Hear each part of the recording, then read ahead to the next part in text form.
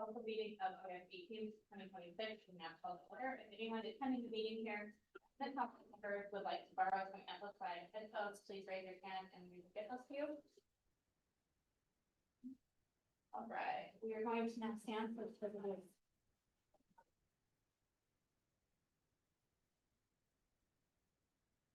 I pledge allegiance to the flag of the United States of America and to the republic for which it stands, one nation under God, indivisible, with liberty and justice for all.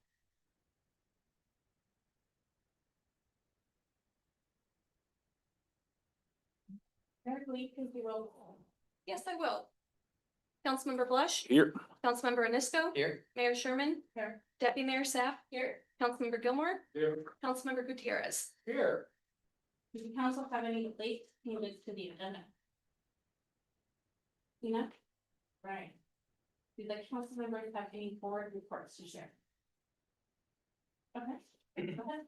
Right, on the 23rd, I attended a meeting on Kratom. It was kind of stalled, but it's kind of back. I have a meeting tomorrow as well. I attended the county briefing on the 27th, the 28th, our Board of Health meeting was postponed. On the 28th also, I donated 2 basketballs to YMCA, local basketballs to YMCA on behalf of the Lions Club. We held a study session here. I attended a briefing with the city manager. August 3rd, I attended a county briefing. August 3rd, I participated in code enforcement coalition meeting with the county. The 4th, I also attended a county commission meeting. On the 4th as well, I had a board of health meeting. The final pit count was released. I brought those figures that were put out, and the final pit count for homelessness sheltered in Washington State was sheltered was 14,063. And sheltered was 18,657, and total individuals was 32,720. In Mason County, was 126 sheltered considered homelessness, 279 unsheltered, and 405 individuals. Brought that, and then I also had some environmental briefings. We have county had reported 10 dog bite calls over the weekend for animal concerns that need to be tested for rabies, so make sure your dogs have their shots, and that's it on that one. And also, let's see where am I? And then also, we actually, unfortunately, we had to we had upheld a suspension for a boot permit for multiple health violations for 6 months. They can reapply after that. Also attended the National Night Out. We had a special meeting here, a short 15-minute meeting. 4th, I attended a Lions Club board meeting. I also attended a briefing on the 10th, the 11th. I attended the MACECOM meeting. They have 10 on the floor, 1 in training, 1 in admin, on admin leave, 2 in background. And the progress, they're still moving on progress, move from here to their new building, no ETA yet. Some good news for city, user fees, the potential increase of 38% is now down to 12.6% increase. So hope that'll help us a little better next year on our budget. We have a study session, 12th, the House of the Friday board meeting. 17th, I attended the county briefing. Also last night, I attended the Lions Club barbecue, and today I attended the county commission meeting. And we took it forward with Mark on all of our projects, all of our, not projects, all of our development we got going on. We got some of the largest development in our history happening in Shelton. Shelton actually right now, so that's it. That all the board report? Right. Is there a motion to approve the consent agenda as published? Mayor Sherman, I move to approve the consent agenda as published. We have a motion and second to approve the consent agenda, which on favor is aye. All opposed? Carried. All right. The council invites the public to make comments on matters of city business. Comments shall be made to the entire council and not to individual council members. Please refrain from any personal or disrespectful remarks that will create disruptions to the meeting. If unreasonably disruptive conduct continues, you will be asked to leave the meeting. When you get to the podium to comment, please state your name and if you are a resident of the city or the county. Mary, do you have anyone signed up to make general public? Yes, we do. Our first speaker is Matthew Hilton.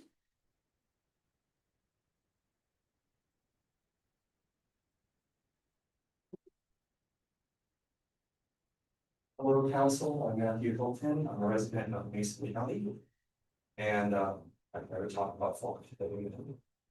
And I want to share with you some of my largest concerns about flocks and other automatic license plates. It's that these large companies control our data, and Flock especially has had a history of lying and not keeping our data safe. One of their first lies is calling them automatic license plate readers. These take photos. These take several photos. They take more than just data from the license plates. They can see faces. An update or an upgrade can look at faces even more so, scan faces. They've had several leaks of these live camera feeds as well. Workers at Flock have inappropriately accessed live camera feeds and photos. And these feeds include places where children live, where they're vulnerable, including gymnastic buildings and parks. So those at Flock have abused them. Another issue I have is this is an infringement on our constitutional rights. Fourth Amendment protects us from unreasonable search and seizure. The heat maps these create of our movements through town, throughout the state, throughout the country, they constitute such unreasonable searches. If the government owned and ran these cameras, it would be illegal according to the Constitution. But we work around this Fourth Amendment by buying this data from a private company. And I know there is an argument, right? For those of you who are not doing anything illegal, I worry. I worry when the laws change and everyday rights we enjoy become illegal. I think back to COVID when people were on lockdown. Would we want these cameras tracking these movements? People come out through government overreach. And the framework would already be in place if these laws do come into effect. So please do not renew this contract in September. Thank you for your time. Thank you. Our next speaker is Shannon Stavic.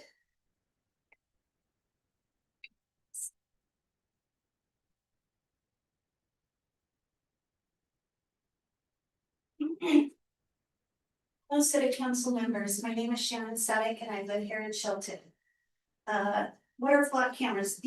They are automated license plate readers known as ALPR. These are AI powered cameras that capture and analyze images of your car, storing details like your car's location, date, and time. They also capture your car's make and model and any identifying features such as dents, stickers, bike racks, and often turning these into searchable data points.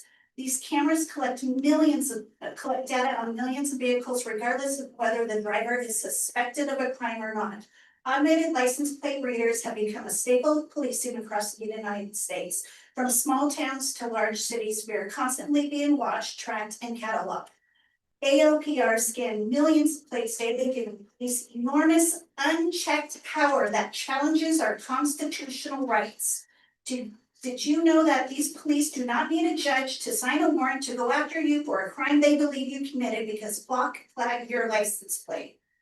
Block is constantly having software added to it and partnering with drone companies. If you are flagged, they can now deploy a drone to follow you while it hovers 2,000 feet above you. Block Nova is a massive people linking tool.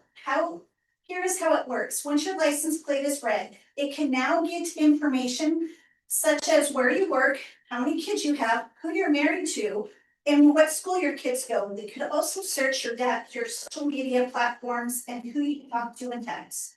Nova can also get your banking information. Think about that. Everything you know is now knowledge to anyone who has access to this Block information. Who is the investor in Flock? Andreas Horowitz, who has connections to Jeffrey Epstein and the Israeli state. Want to go deeper? He also has technology called Toga. What is Toga? Toga is an AI-powered software developed for the government and intelligence clients that explicitly claims the ability to access, manipulate, and alter live or recorded surveillance feed in real time without leaving visible traces. Let me say that again. They have the ability to access, manipulate, and alter live recorded surveillance feed in real time without leaving a visible trace. Now that should scare everyone. Toka is an Israeli cyber intelligence firm founded by a former Israeli prime minister and an IDF cyber chief soldier. Ask yourself, why does Israel need to access Block, Nova, Carbine, and Paragon? Why is our government letting its foreign nation who is committing the genocide have access to our private information? It is for the digital prison that they are implementing in the next few years. Did you hear about the food shortage we are about to have? Thank you. Thank you. Next is Devlin Finney.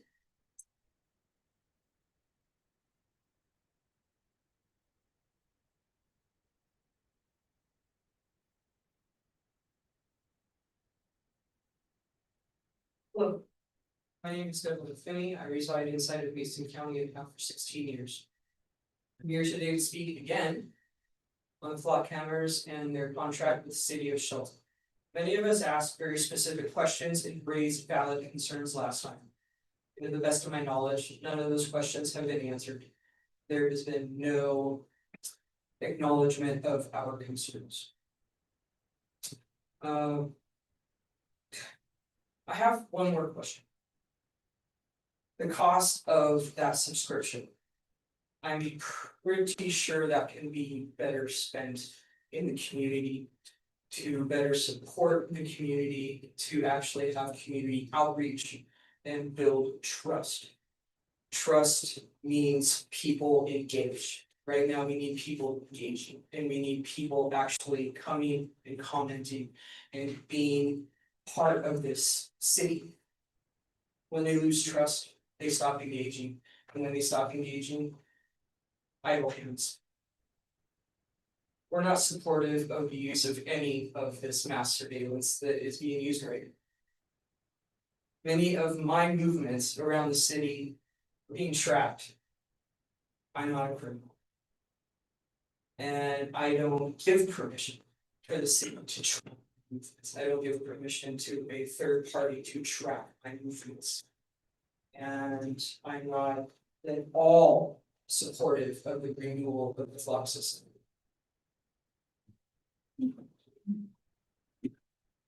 Next is Trevor Finney. Apologize for mispronouncing that. No, I was your comment on it. Thank you. Jerry Romasco,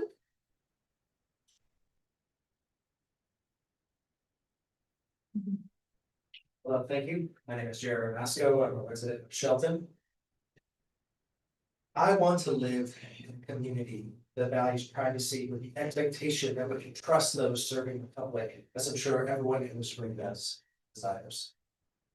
Flock inherently dissolves our privacy and leaves the door open for trust to be broken between community members and public servants by pre-surveilling its community in the name of safety. As we have seen in reports that have come out from across the country, the claimed added safety is questionable at best. Many reports show misuse of the system by public servants for personal use or vendetta, data breaches, and faulty AI misidentifying suspects that create traumatic events for those involved and in a community when they learn about those events. We must face the reality of how these systems have failed or been misused in not just verbal assurances or beliefs that basically equate to trust me, that wouldn't happen here. It is normal and good to have public and private partnerships. However, when it comes with the cost of the things I mentioned, please choose your community, those you serve, by not renewing Shelton's Flock pre-surveillance contract. Thank you. next is Dean Jewett.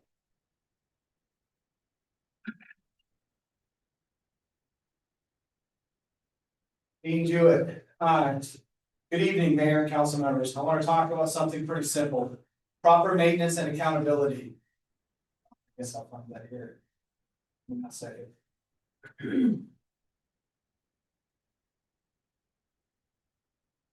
Wrong button.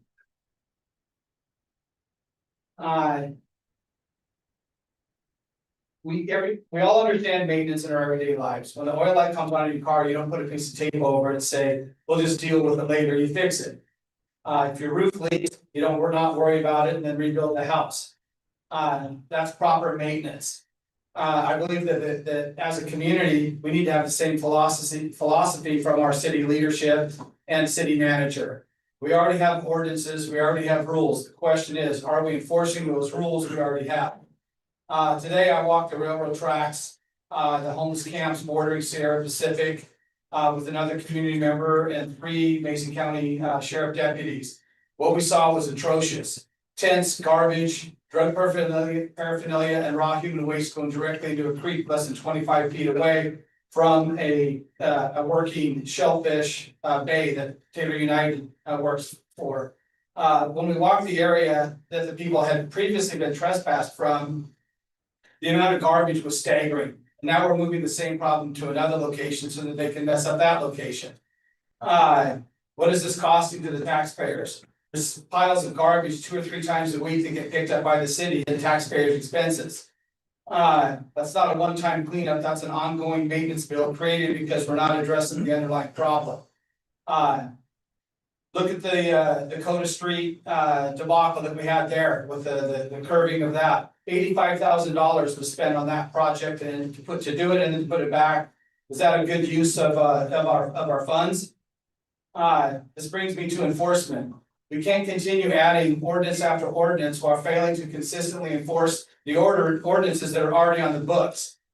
The enforcement of an ordinance should not depend on whether someone can afford it, or whether they can't, whether they're street camping or whether they're a business owner. The rule of law has to mean the same thing for everyone. Brings me to some food truck ordinances that we're looking at. We really need to take a look at these, make sure that we're doing the right thing, making the right call on these. I'm gonna stop for a second and I want to say something about the flock stuff. I support the flock stuff and the council people that supported it, thank you, I appreciate it. Miguel, when you send somebody to somebody's business, one of your henchmen to have arguments and create an issue, I take great distraught to that. You sit there and chuckle, you've done it numerous times. You don't get your way, you throw a tizzy fit. Is that what we want to have for a county commissioner? Nice job, buddy. Every accusation is a confession, sir. Point of order. Okay. Chris Lewis.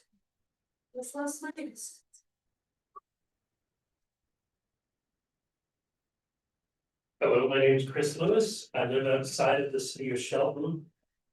I'm here to urge the city council not to renew their contract with Flock Safety and to seek other options.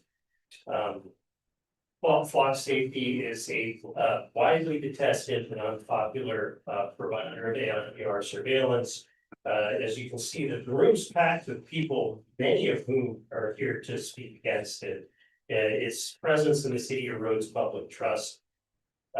Studies by the UW Human Rights Center have shown that despite assurances by many agencies in Washington State, this data was shared with federal agencies. It's stored on the cloud in such a way that we have no real assurance. And I'm saying this as an engineer, someone with a background in robotics.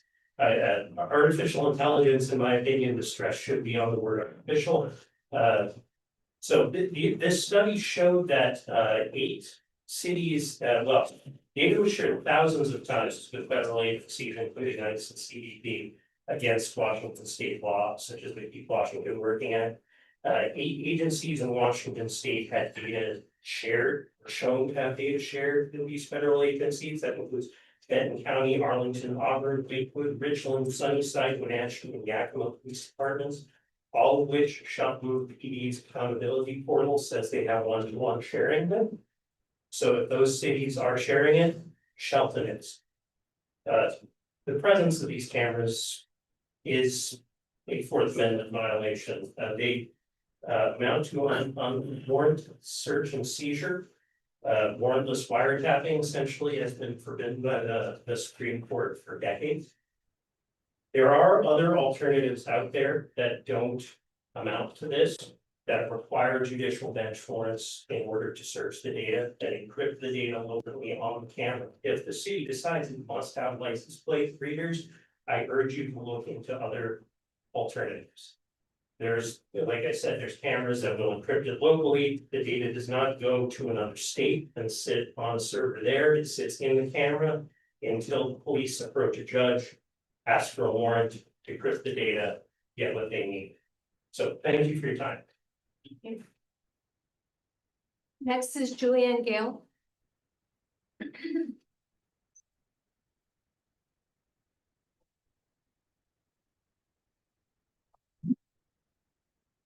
Hello, my name is Julianne Gale and I live in Mason County. And I want to urge you to actually have a public accountable vote on the Flock camera contract renewal.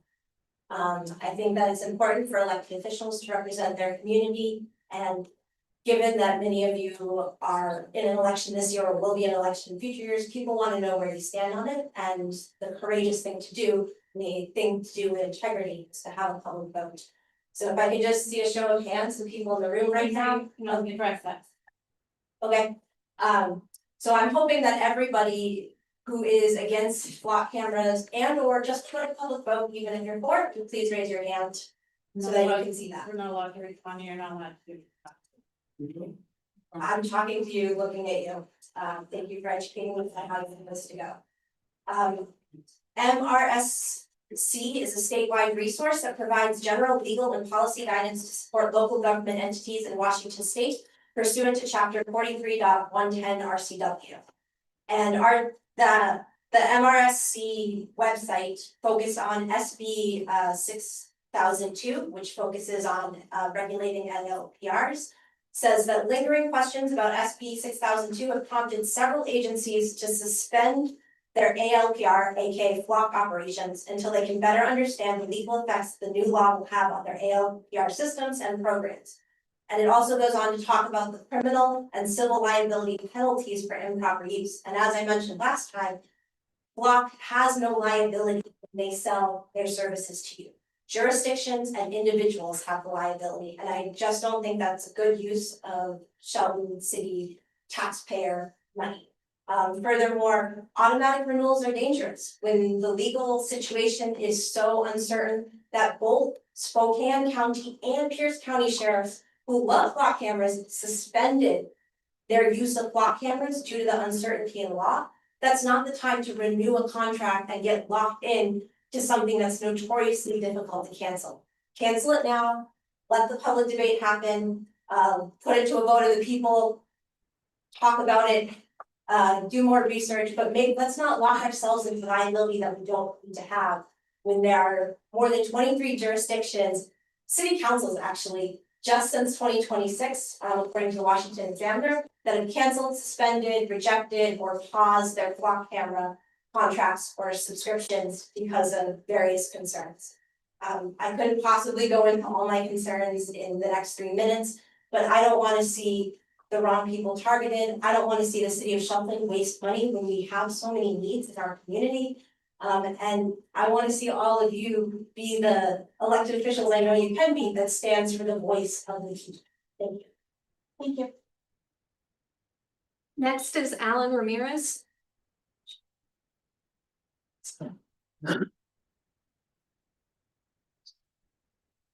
Hello, my name is Alan Ramirez. I live in Shelton. And I mean, I've lived in Shelton basically my entire life. I've only spent a few years outside in the county. And during all that time, Shelton to me has always been a very sort of local based community. We always worry about who our neighbors are. We worry about what might be happening to them. And so I just feel that flock is something that does not belong in a place like Shelton at all.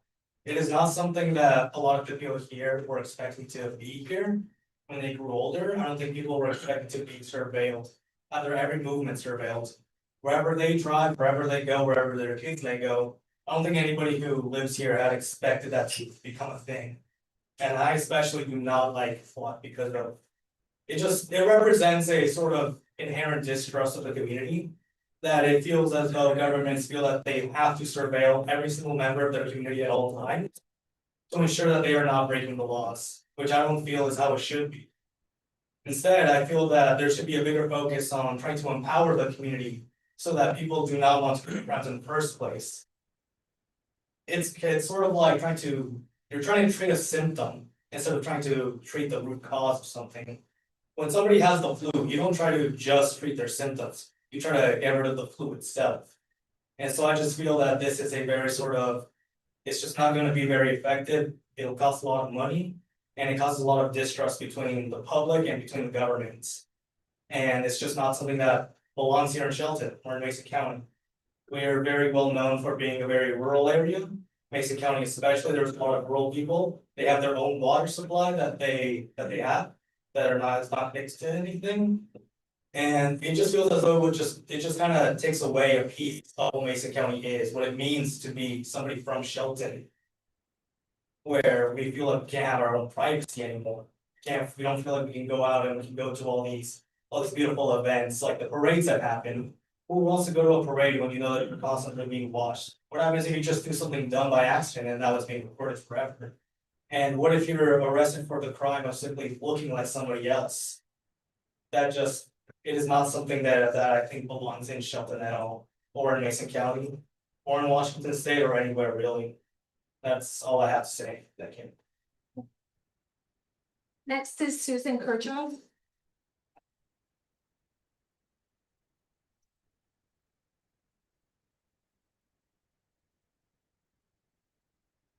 I'm not talking about flock. I'm Susan Kirchhoff. I am a longtime resident of Mason County.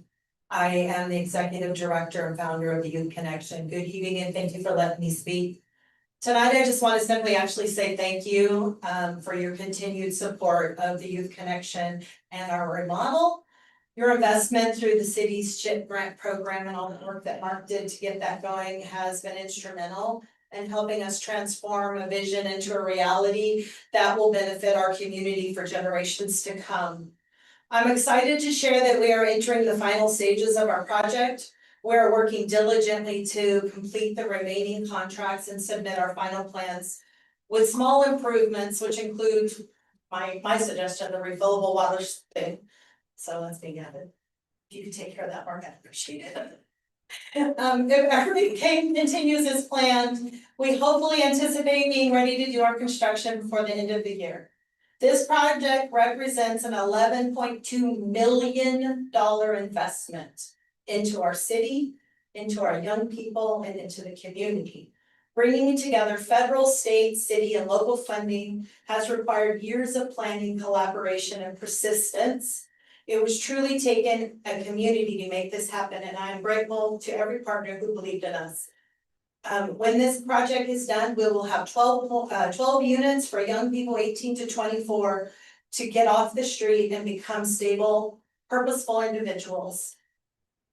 Had you asked me 8 years ago if someone, if this is what I would have been doing, I would have laughed at you. The Youth Connection would one day be, and trust me, to guide $11.2 million, I would have laughed and said, I don't even know what that means and how to even fathom that amount of money. I honestly would not have believed it. I'm humbled by the trust that has been placed in our organization and deeply grateful for the community that serves this, that we serve. For me personally, this is a journey, has been reminded that God often has plans far bigger than me or the image I have or what I can imagine. I am thankful to be part of it.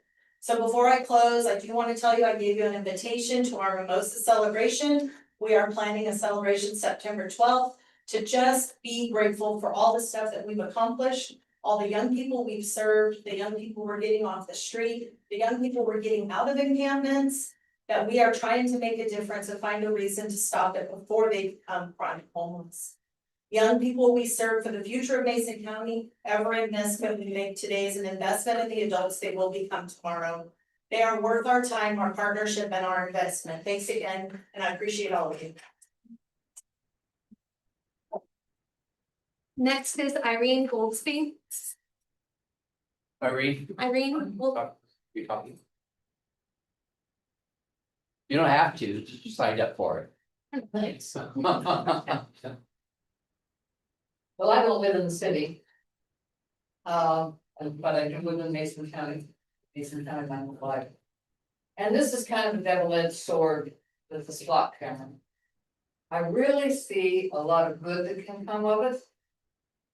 With the law enforcement, if it stays just with law enforcement. But what I'm hearing in the community, for the most part, is their concern for this to be kind of like a spy thing on all of everything. Anybody have a smart TV? You have to. Smartphones, they already know everything they need to know, but they wanna know more.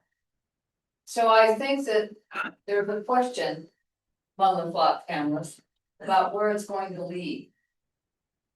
And how much of our freedoms are gonna be taken. As far as law enforcement, I think it's a great tool, and I think law enforcement needs more tools. But that's just where I come from, and that's how I feel about all of it, and where's law enforcement? Are you law enforcement over there? So we do have some law enforcement here. It might be good for the council to have a meeting that law enforcement can talk to the community. And I haven't seen that. I haven't heard that that has happened. I have a sheriff in my community once a month that I go to visit and have a meeting. I enjoy that. I get a lot of information. And it takes care of a lot of misconceptions. Perhaps the council should have something like that to help this particular situation. thank you. Next is Brian Dos Santos. Well, my name is Brian Dos Santos. I live in Shelton. Who really owns your driving data? The truth might shock you. They told you that all these cameras are going up just for catching criminals. But the truth is, they're building a massive surveillance database everywhere you drive. And you don't own any of them. Every time you drive past these flock cameras, it captures your license plate, vehicle description, time, exact location. With over 100,000 of these cameras across America, scanning 20 billion vehicles every month. This is no longer a local tool. It is a nationwide surveillance network that can easily be turned into controlling you. Here's what they don't tell you. You don't own data. Your local police department doesn't fully own it either. Flock Safety stores and controls the platform and the information. The local agency technically owns the feed from their cameras, but the data is routinely shared with thousands of other departments and agencies across the country through interconnected national lookup features. Federal agencies can access it through partnerships or requests, so can other states.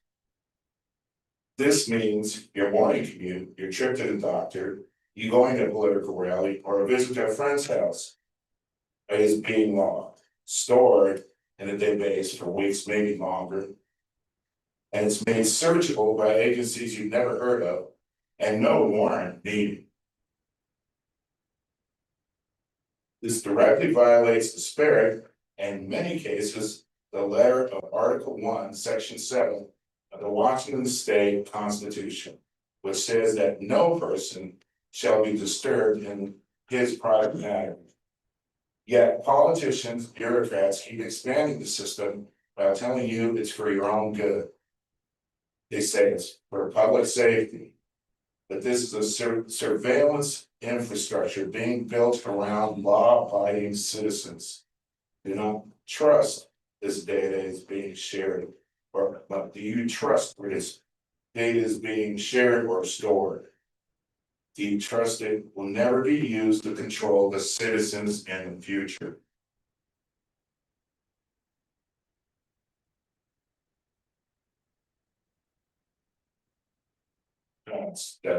Thank you. Next is Kathy McDowell.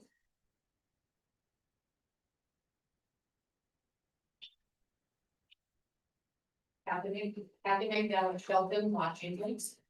The subject, I am here to beg for handicaps spots on Railroad Avenue. There is not one on Railroad Avenue. And they can be one on each block, it's off the street with each other, so it just gives people that come, I mean, I live down here, but if I am not feeling good and I have to come here on Railroad Avenue, I would like to have a handicap sign here. So I encourage the council to push forward on this. Thank you.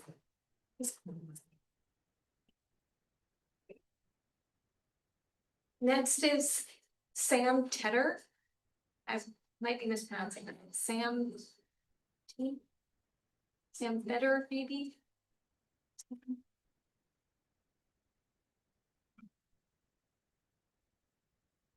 Unless there's a Sam Tenner, my name is Sean Foley. Okay, yeah, we'll call that. Perfect. Sorry about that. It's my fault. I'm a resident of Mason County. This is my second ever Shelton City Council meeting. And I seem to be noticing that almost every comment is about one topic, these flock cameras. And almost every one of those comments is against it. Is that normal? Is that how city council comment usually goes? I suspect not. This isn't gonna go away. So I think you all should deal with it now, and it's easy. Thank you. Next is Tangi Fox. Angie?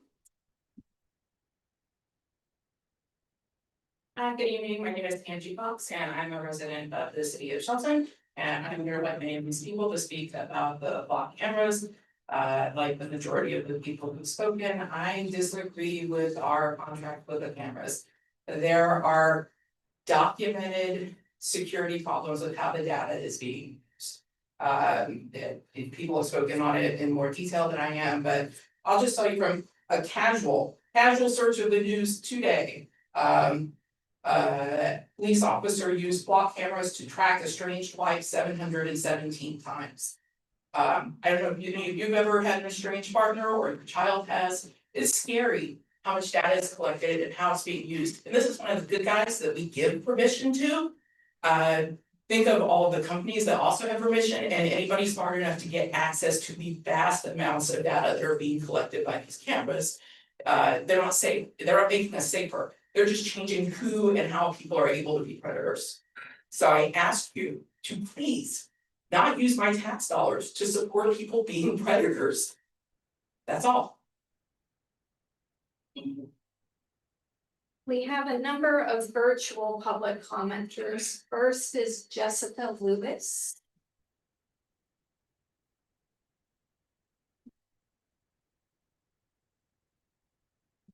Can you Can see you me? hear us? Oh, Yes, I yep, can. see you.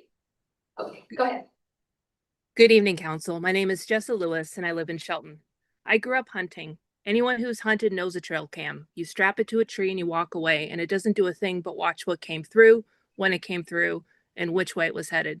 Do that for a season and you don't just know that there's a buck out there, but you know his route, you know what time he moves, and you know where he's going to be standing when he does. That camera was never there for the deer's benefit. It was there so we could take him. I was raised to respect the Constitution. Not just the Second Amendment, the fourth too. The government doesn't get to go looking through your life without a reason and a warrant. The 12 flock cameras in this town are a trail cam network, and we're the deer. Every plate, every time logged and searchable. Enough of that and you have somebody's pattern, where they worship, who they visit, which doctor they see, and what meeting they went to on a Tuesday night.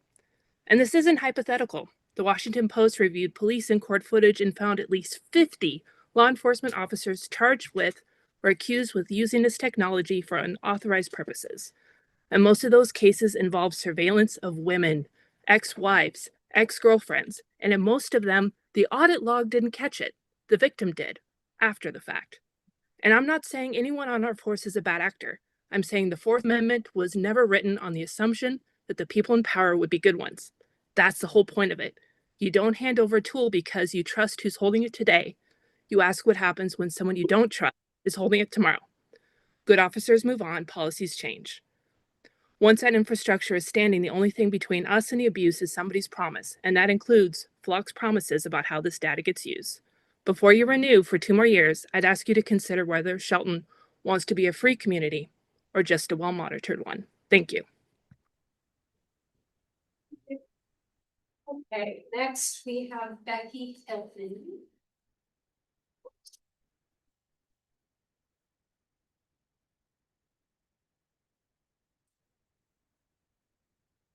Becky, can you hear me?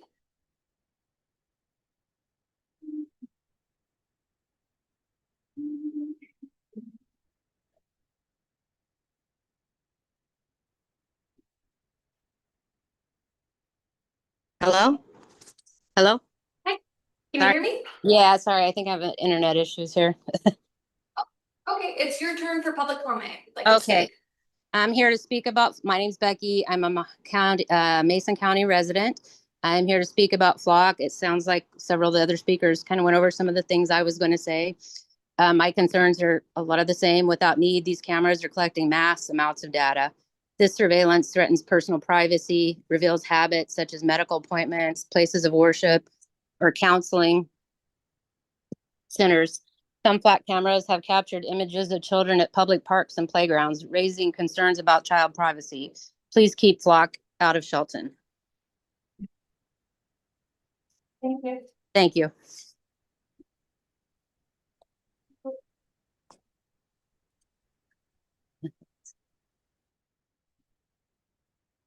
Next is Katrina Klein. Oh, hers not in the meeting anymore. Okay. Carissa Walzek. Hello. Trying to turn my camera on. I'm Carissa Walazek. I'm a resident of Mason County.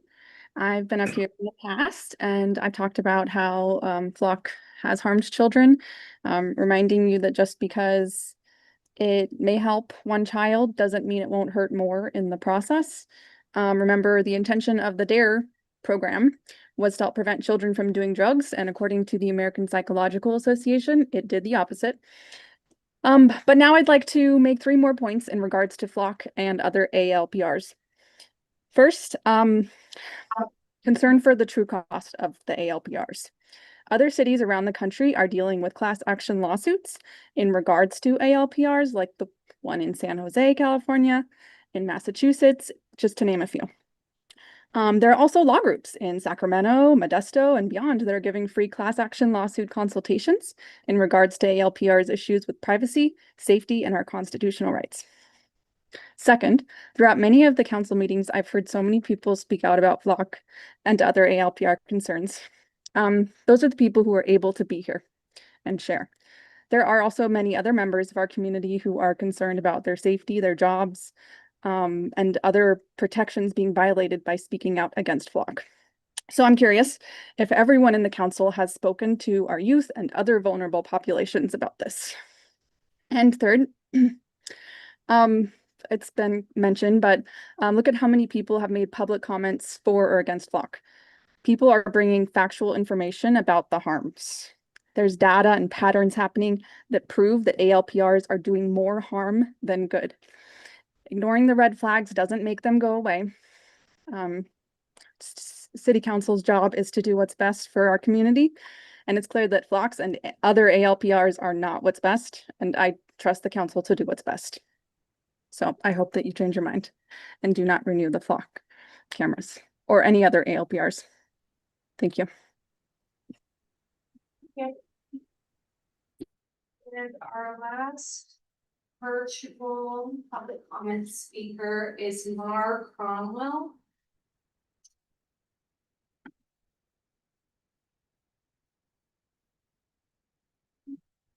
Hi there, can you hear me? Yep, we can hear you.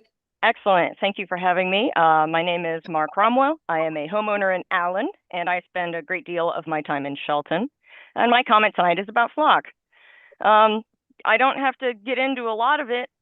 Many other folks have already stated why we have issues with it, but not to mention that they utilize artificial intelligence, massive machine learning, which is a super resource gobbling system, the false IDs that hassle innocent drivers, and sending information to the feds, and last but not least, security issues regarding the equipment itself. So I'm here to bring up a very alarming security issue regarding the flock cameras themselves. So in an article published by Gadget Review on July 20th of this year, they discovered that flock's cameras are super easy to hack into. According to a report by 404 Media, Flock left live streams and administrator control panels for at least 60 of its AI-enabled Condor cameras around the country exposed to the open internet, where anyone could watch them. Download 30 days worth of video archive, change settings, see log files, and run diagnostics. And some researchers even found that cameras pointed at playgrounds were part of these illicit live streams. So hackers can access flock cameras by, quote, pressing a specific button sequence on the back of a flock camera to activate a diagnostic Wi-Fi hotspot, often protected by default password security. Root access via Android Debug Bridge, a standard developer tool, follows in under 30 seconds. Once inside, an attacker can pull footage, install malware, exfiltrate credentials, and repurpose the camera as a device that silently intercepts and alters data passing through it. If this sounds alarming to you, good, then I urge you to cancel the Flock subscription in Shelton. It just is not worth it. I do not think that the people want a third-party profit-driven surveillance camera watching them all the time. So thank you so much for listening, and I hope that you can put this to a public vote. At this all of the public comments that we have signed up. Right, thank you. Okay. So next we are on to presentation, and our first presentation is the Shelton Farmers Market proclamation.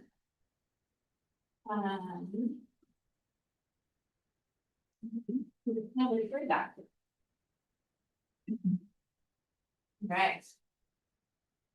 City of Shelton designated August 2026 as Shelton Farmers Market Month proclamation. Whereas Shelton farmers and producers provide our residents with access to healthful, locally and regionally produced foods through farmers markets, which are expanding and evolving to accommodate demand for a diverse array of agricultural products. And whereas farmers markets and other agricultural direct marketing outlets provide infrastructure to assist in the distribution of farm and value-added products, thereby contributing significantly to the U.S. economy. And whereas farmer market farmers markets serve as vital outlets for small and medium-sized, new and beginning and veteran agricultural producers to market their products, generating revenue that sustains family farms and revitalizes rural communities nationwide. And whereas the Shelton Farmers Market has served our community for over 2 decades, bringing together local farmers, fishers, shellfish growers, artisans, and crafters in the heart of downtown Shelton. And whereas the city recognizes the importance of expanding agricultural marketing opportunities that assist and encourage the next generation of farmers and ranchers, generate farm income to help stimulate business development and job creation, and build community connections. Now, therefore, to further raise awareness of farmers market's contributions to Shelton life, the Shelton City Council does hereby proclaim the month of August 2026 as Shelton Farmers Market Month, encompassing the observance of National Farmers Market Week. We call upon the Shelton City citizens to celebrate farmers markets with appropriate observance and activity.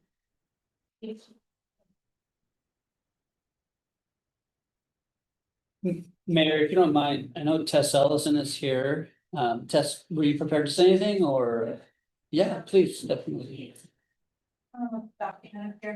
Hello, I'm Ted Ellison, Program Manager for Market Ready Mason, the USDA funded program that just started at Mason ADC this year. So thank you so much for taking the time to review that application and proclaim August as National Shelton Farmers Market Month. I just want to invite each of you and everyone here or anyone watching to come to the Shelton Farmers Market this Saturday, the 22nd, and also August 29th. To see everyone there, check out the local food and all the amazing wares by our local businesses. Thank you. Thank you so much.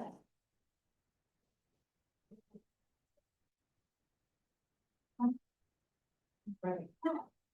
Next, I believe, if I'm not out of order here, we have the representative from the Mason County Habitat for Humanity here to speak about their program.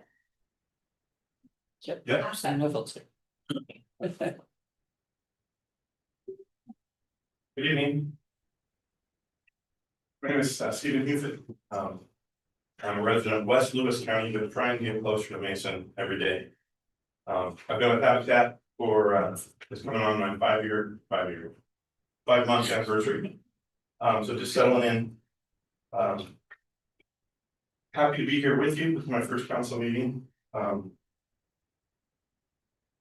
Many of you are maybe familiar with Habitat. We've been in the county for 30 years. Our affiliate was formed by really grassroots local community members tied to a variety of faith communities and other organizations. We've built in our 30 years 41 homes. On that highlight goes up a build that I believe down level as well. Yes. Hope you had a chance to look ahead at it. We also do a home preservation program in addition to building new construction. We worked on over 450 homes and then do a number of other kind of related programs that involve volunteers, so many volunteer hours over the years. Our affiliate that came out of that kind of classic Habitat model. Folks got together, did car washes, did bake sales, made donations, churches pitched in, local companies pitched in. We still, the mill still donates framing material for one house a year. So we were to build really affordably. And I think it's a proud and good history in the county that Habitat has. But I think we also know the reality of housing, construction as an industry is facing a variety of challenges, and affordable housing is just probably second only to homelessness is just a really significant and ever present kind of reality in our communities. So Habitat, what we call Habitat International, so they're kind of the headquarters of Habitat in Atlanta. Habitat works overseas as well as in the US. The US is one of the largest branches, of course, but has really taken the energy the last number of years to step back and ask how we can leverage what we call our affiliates. So Mason County is an affiliate with Habitat International. How we can leverage the resources, the talent, the skills, the community support to help grow our impact, if you will. And so our affiliate, if you will, is really kind of stepping into that invitation by Habitat International. So we've set a goal, again, 41 houses in 30 years. Our hope is to do 45 houses or units. We're doing a duplex project we're working to put together now, but to do 45 homes in the next 5 years. And our hope is to really build on that and build on that momentum. Habitat, if you can see, I reference kind of references we have. Habitat as a network is an amazing resource. We have affiliates throughout the state. 23 states have a state level habitat, which supports local affiliates like ours, but limited resources and limited state staff. And then the whole international and national network really works together to bring skills. So part of our financing for the bill we're working on will come out of working with Habitat Capital. We tap in, our hope is to go after a number of AmeriCorps or Vista staff members the next year to 2 years. And that's a program that we can go through different agencies for those, but we'll be going through Habitat International, who kind of is the agency that helps us organize that. And again, as an affiliate with limited resources, it's a huge benefit to us. The other thing we're doing, and it's a shift from kind of the traditional model, is doing what we call permanent affordability. So the goal is to, well, when we build the traditional house, I don't want to get too much in the weeds, but we set that homeowner up, hopefully for a successful venture. As a homeowner, we do our best to support them, and they move forward, and they will do what they would do with that house. Maybe sell at some point, do it in the marketplace, the general marketplace, maybe give it to one of their children, who knows. With permanent affordability, the key factor there is to work with a ground lease. So we separate the value and price of that land from the house, further making it affordable. So when we sell the houses or units we build, we're only selling the structure. We also limit the appreciation that can be captured. That the homeowner still captures value over time. And in the packet, I encourage you to look, because it's hard to kind of wrap our minds around that, we're not used to it. But I have a scenario in there that just based on a set of assumptions outlines what that could look like for a particular homeowner purchasing a house at a certain value over so many years. But then the goal then is that over time, Habitat then becomes a steward of the houses that have a ground lease. We're also looking at formalizing what we call a community land trust as well. Not all habitats are community land trusts, some partner with community land trusts, but our goal now, at least, our board is doing the work to see if that model wouldn't work for us. And the key part of it is as much philosophical as legal. It is getting the community to steward that ever-growing collection of homes. And then making sure those homes, when they enter the market again, enter at an affordable price. And really, over time, if we stay with the appreciation as we are in the last 10, 20 years, those houses become more and more affordable with every sale. So it's kind of a very interesting kind of model, if you will. The difference, so it's not that our old model was wrong. But by going down this model, or the project we're working on, our next big one, it will be 16 units, 8 duplexes. So again, the goal is how do we grow our impact, make a difference to as many families and individual lives as possible. By doing larger complexes too, we can also kind of more strategically segment some of our unit sizes. So for example, we could do some one bedrooms. I'm in conversation with some veterans organizations where individuals can move into affordable housing. So how do we support families, couples, older folks, younger folks, the traditional Habitat family we've always been to support. So by scaling up, our ability to serve and impact the community becomes much more significant. And then we're also, I'm excited, any affordable housing nerds in the group, Google Washington Starter Home Project. And so we're going to be engaging in that whole process. And in particular, one of the partners in that is a company that does panelized construction. So it's not modular, but much of it is built in a factory setting. But we are able to construct quality homes with the same quality as stick built, actually with more precision, quite honestly. And actually, we were able to build at often half the price without losing or compromising quality. So again, we're excited to hopefully the property we're working on now, we bought from the county a number of years ago on Lake Boulevard. And if that pans out, hopefully we'll see again our 8 duplexes right there on the first 16 units. In terms of, I'm kind of hit the main highlights.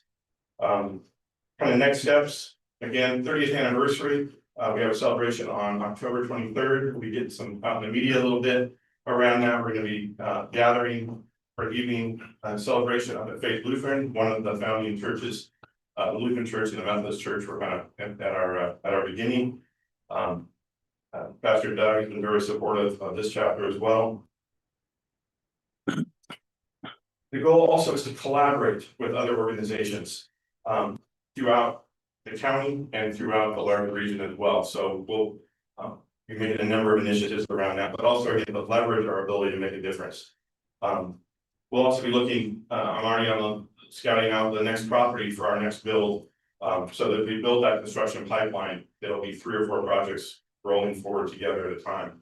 And that's so finding land is going to be one of the challenges, but also one of the really crucial elements of this.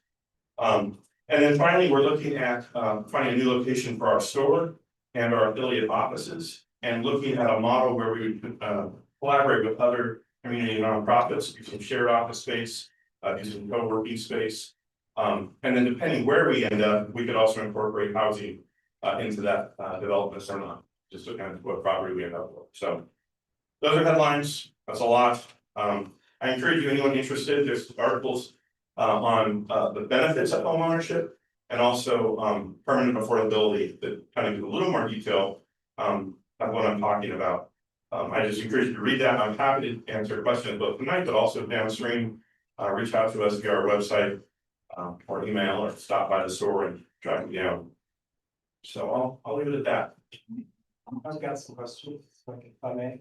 The permanent affordability part, the community land trust part of that. I know there's successful models in other places like Burlington, Vermont, for example.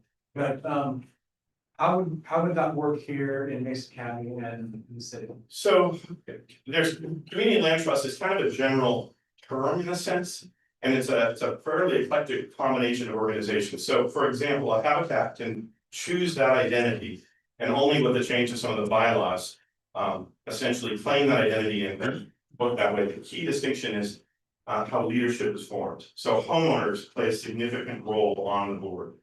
That would be probably the largest, most significant. And then in this case, habitat will stay in relationship with those homeowners, not in that big brother kind of way at all. But let's say 20, 30 years downstream, that house needs a new roof, and the individual just doesn't have to cash for that. The land trust can, in theory, we're creating a pool of resources, so we could essentially maybe repair that house at little to no cost. You take care of that roof. Part of Habitat's goal is not only to build new construction for homes, but how do we help the local community take care of existing homes? Because so often homes just kind of come apart at the seams, when the roof goes bad, when the gutters fall off, where soffits rot out, walls, we've all seen it. Living in a rural county, spending some time around Mesa now and some of the back roads. Houses take time and money to keep up. And how does that be able to do that pretty affordably with our volunteer help as well as kind of our core staff? Then the land, when you take, I guess, trusteeship of the land, that becomes affordable for as long as you're the trustee, right? Like it's we call it permanent affordability, and you could say in the universe what's permanent, but it's if a 99-year lease, renewable, automatically renewable, transferable to an heir, goes back at sale and starts over at 99 years. So the goal is within, for as humanly possible, you can't make a lease longer than 99 years legally, or functionally. So that property stays affordable forever. So the person that's buying the house minus the price of the land, the new buyer, when they go to sell it, is doing the same. And then by leveraging federal resources, state resources, local resources, donations, our own fundraising, we're further driving those houses down. So we're able to sell houses for qualifying members. Most habitats sell to community members that are at 80% or less of AMI, down to 30 to 80 tends to be the mid range. Different communities, it's always within that range. There are exceptions, but in general, in Washington, really many middle income, working folks qualify for having that home, quite honestly, because of the cost of housing is just so out of touch. So this is just one way of stabilizing prices so that people can stay in their homes for a longer period of time and be kind of insulated from market forces. Well, it helps them get into homes for sure. What's interesting, so again, there's hundreds of CLTs around the country. One that I'm very impressed with, Proud Ground out of Oregon, has 500 homes in their land trust. They've done research. The vast majority of folks that sell out of their land trust move into market priced housing. So even with the ground lease, even with, kind of the different reality that shapes, they're able to move in and leverage the equity they do capture to buy a market priced house. So it doesn't trap anybody, it doesn't limit them, but it forever keeps that house affordable. The lease is similar yet different than, you know, you go like Lake Fishman, the leases on those properties. Or you think of tribal trust land, or there's different, or environmental trust, you know, like where wetlands are tied up. This is all about affordable housing. The goal is to keep that property affordable and keep the homes on it affordable and help in a general sense steward that resource for. So instead of private LLCs buying up all the properties when they're available, we keep it in a public trust so that it's always an affordable rate. That would be, yes, I mean, that's the extreme of the other, watching what's happened around comfort with that. Thanks, Steve. Absolutely. Okay, thank you so much for coming. Thank you, appreciate your time. All right, next on the agenda. Actually, we have Amy Cooper of the Downtown Merchants here to present the LPAC reports for the Forest Festival Downtown Park. Good evening, Mayor Shirley. So I have two reports to give you tonight. I'm starting with my Forest Festival hat on. So it was our 82nd Forest Festival. We had fantastic weather. And I just want to I'm going to give you a quick rundown of all the events. So our Goldsboro Creek Run happened the morning of May 30th. We had 130 participants, plus 20 no-shows, which are just 20 people that apply to run just run. And we had 6 out-of-state participants, with the furthest being Grants Pass, and we had 25 out of county. And then as always, the firefighters at Central Mason put on a fantastic pancake breakfast, and they had a record-breaking attendance this year. They were super excited about that. And then our Paul Bunyan Grand Parade saw 92 entries. Our entries come from all over the region, including Port Townsend, Port Orchard, Tenino, and more. We had 46 vendors and info booths Saturday of the festival at Loopfield. 6 of those also attended Rock in the Forest that evening. There were 14 vendor and info booths at the car show on Sunday, and 33% of our vendors traveled from out of county to come and participate in our event. It's estimated that roughly 3,000 people attended the logging show on Saturday. Vendors stayed busy the entire duration of the show. And as in last year too, we are now, Forest Festival is now paying a production company to put on the logging show, as Steel has reconfigured their show and no longer is offering what we used to provide. This will continue to be the case. It's an added cost that's really substantial to our budget, but we feel like we can't have Forest Festival without a logging exception, so we're gonna keep putting that on. Our carnival was very well attended, and as in last year, and I believe the year before, we ran an extra weekend. They were here for Memorial Day weekend as well as Forest Festival weekend. And as in years past, our carnival company, Paradise Amusements, loves the downtown location. We have never had more traffic and more, attendance at the carnival. We had Rock in the Forest at our community credit union uptown on Saturday evening. It was well attended. We had some fantastic bands playing, and the cornhole tournament has actually been a really great draw and a really great addition to that event. And then we estimate that again, around 3,000 attendees attended the fireworks show on Saturday night. And then Sunday, May 31st, the Shelton High School NJROTC cadets and boosters put on an amazing car show. They had nearly 400 cars. Let's see what else. The Kiwanis duck drop sold out, and the duck drop happened during the logging show. And then let's see, we held the Royalty Tea Party, which was in July. So that's kind of the cap off to our event a month or two after the main festival weekend. We were sold out. We hosted over 100 guests, and 10% of those traveled from outside county to come and have a garden party with us. Our royalty court attended 4 other festivals throughout the state, including Seafair, so they always get a little TV time with Seafair. And additionally, they visit numerous civic groups in the county. They give presentations on Forest Festival and its history. And they're just always a fabulous group of young people that we kind of force out into the world to, learn how to enhance their public speaking skills. And our community groups are always really excited to have them and host them and, hear what they have to say.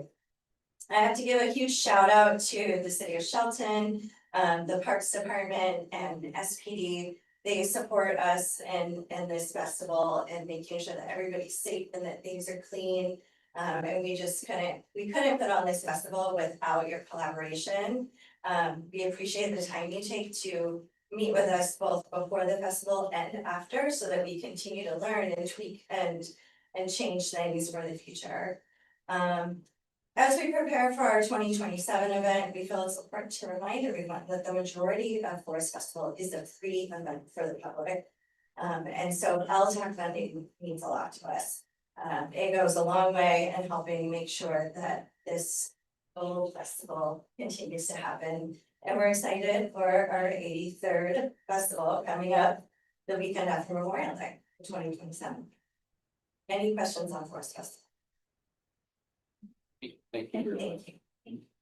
Okay, now I'm gonna switch gears and now Amy Cooper with the Shelton Downtown Merchants, but I'd also like to invite Wolf to share this presentation with me. So we're gonna talk about the Shelton Art Walk that happened on July 25th. So it was our 3rd annual art walk. By our calculations, we had a wonderful turnout. We estimate nearly 2,000 people attended. This free event consists of an outdoor art market, which took up 3 blocks of Coda as well as 3rd and 4th Streets to Railroad. We had a performance stage with a beer garden. We had kids activities. We had art demos, a sculpture garden, and we had artist showcases of over 15 artists and about a dozen downtown businesses. And then this year we also added art activities in the already beautified alleyway behind Graffiti Creative Arts Center. And they were busy all day. We had a public coming down they were doing rock painting, and they had a community mural going, some splatter art and stuff like that. So we really had some fun ways for people to get down and experience art as well as art. We feel that this is such an important addition to our downtown event lineup. It gives so many in our community the opportunity to share their talents. And our visitors make comments like, I feel seen here, I feel safe, this event is important. And so that it enforces that you're going to continue doing this year after year. This year's art walk was a 6-hour event, giving plenty of time for visitors to see and enjoy everything. Businesses hosting artists saw increased foot traffic, and then the restaurants and the coffee shops also stayed quite busy as well. And then additionally, this year, we included a digital passport and some kind of grassroots tracking devices, or not devices, tracking abilities that I will let Wolf talk about. Thank you.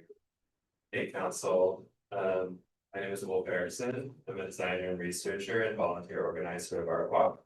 I'm also a civic technologist, building tools for federal and state governments. Like Amy shared, I wanted to share some data insights from Art Walk this year. It's my goal and the goal of the Creative District to help create the conditions for a thriving creative community and economy in Shelton, DC. Overall, the data we captured points to a well-attended and well-loved event. We captured data in a couple of different ways. An estimation method in which we were able to calculate the approximate number of event attendees. So this looks like we would walk the event every hour with a clicker, no cameras, no mass surveillance. Which the estimated attendance was just shy of 2,000. The Art Walk passport, we designed an experience for this year's Art Walk to help us better understand what parts of Art Walk was resonating. This was an opt-in experience, so people of their own consent provided their zip code and driver ratings. So in the passport experience, people would scan QR codes at participating art walk locations, which would stamp their digital passports. They could submit the stamps they collected for a chance to win prizes. This was the first year that we piloted this experience, so we're looking forward to building on these insights and improving the experience in years to come. The following data is from 44 respondents. We received a 4.83 star rating out of 5 for satisfaction and enjoyment. 68% of the respondents were from Mason County. 32% of the people were from outside of Mason County, representing Grace Harbor, Pierce, Thurston, Kitsap, Skagit, and even 1% from California.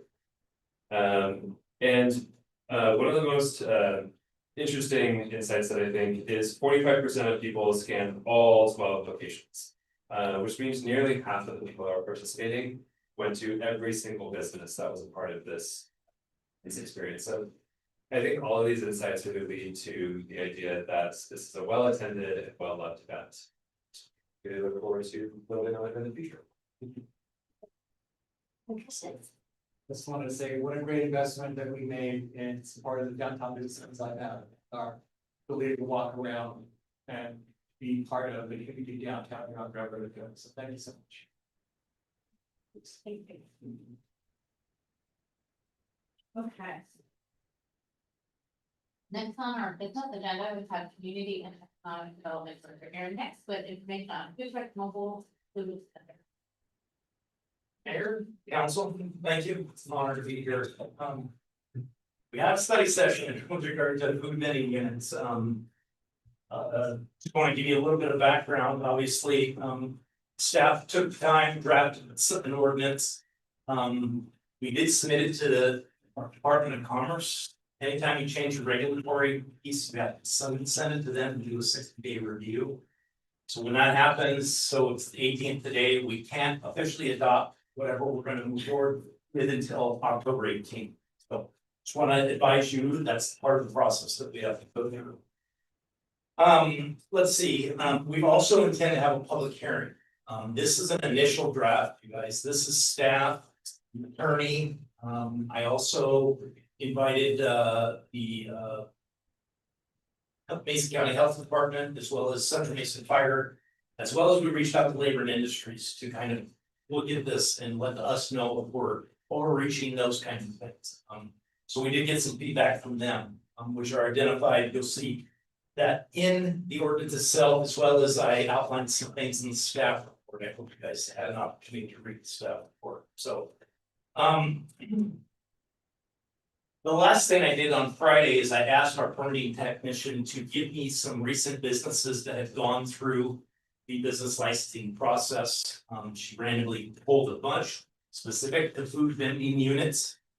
And I sent that out to folks and actually I'm getting some comment back. The idea being, let's get it out in the community, let's get some comment and feedback.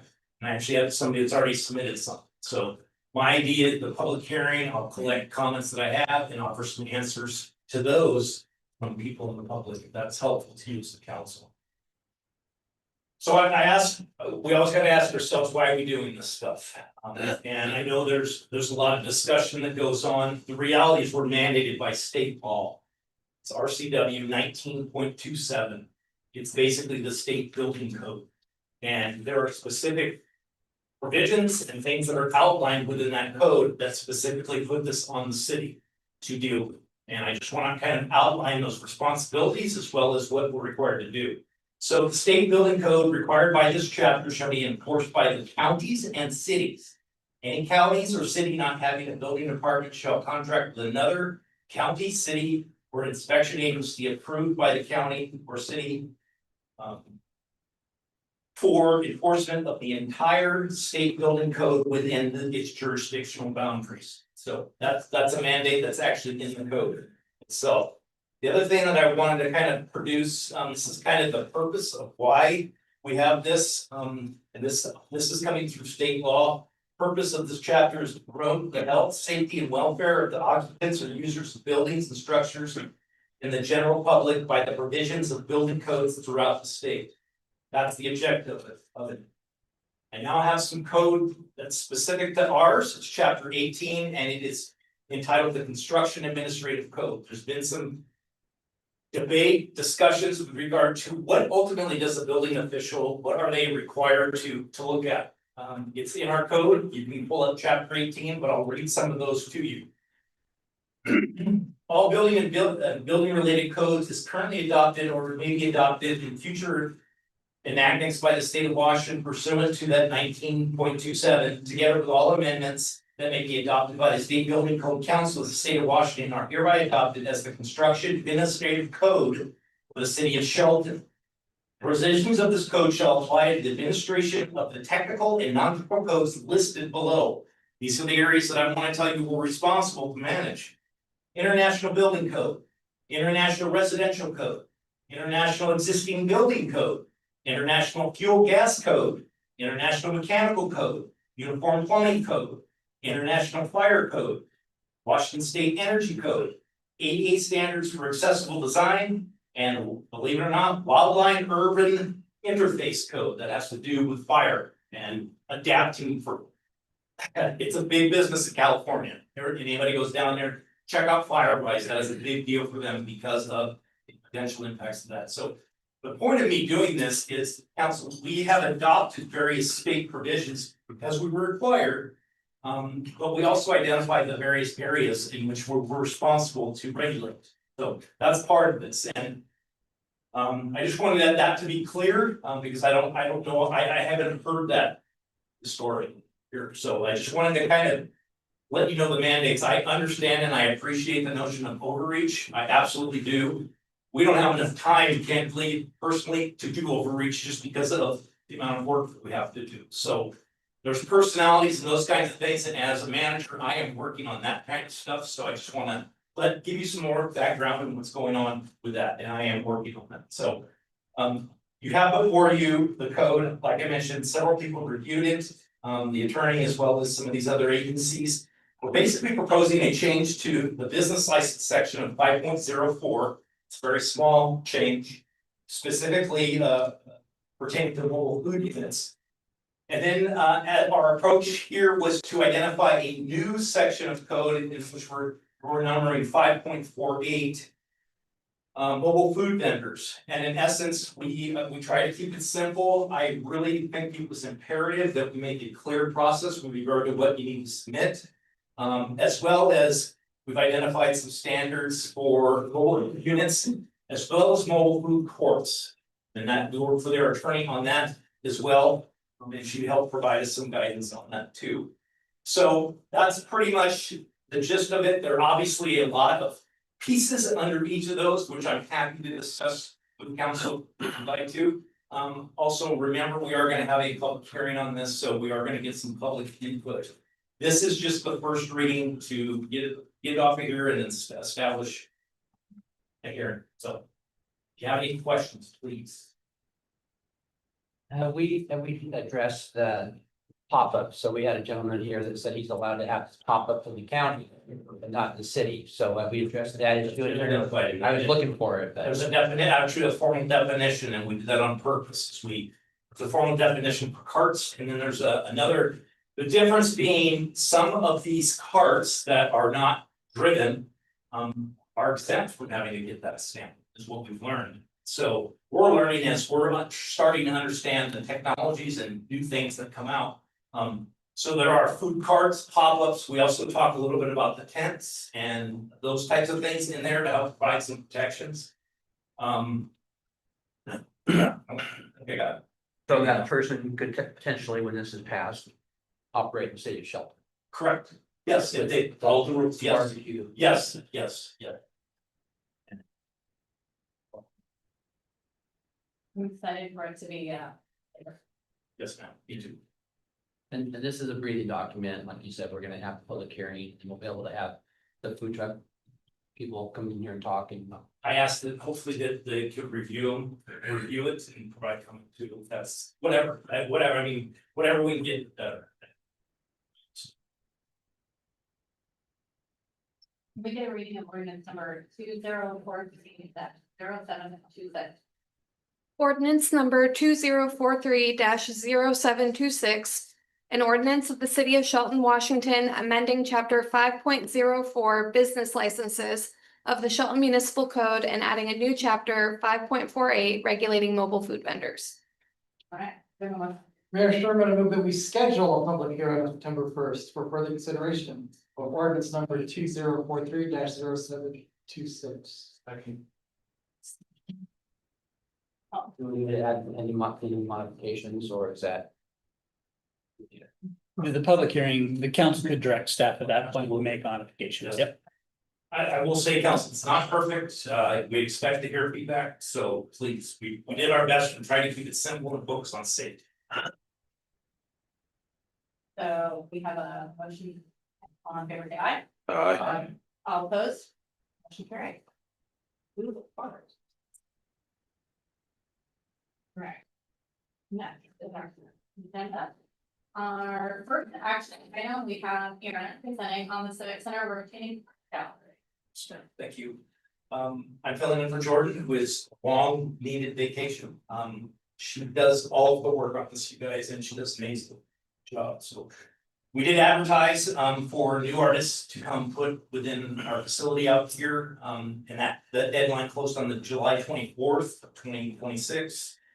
The commission met on July 28th and provided some recommendations.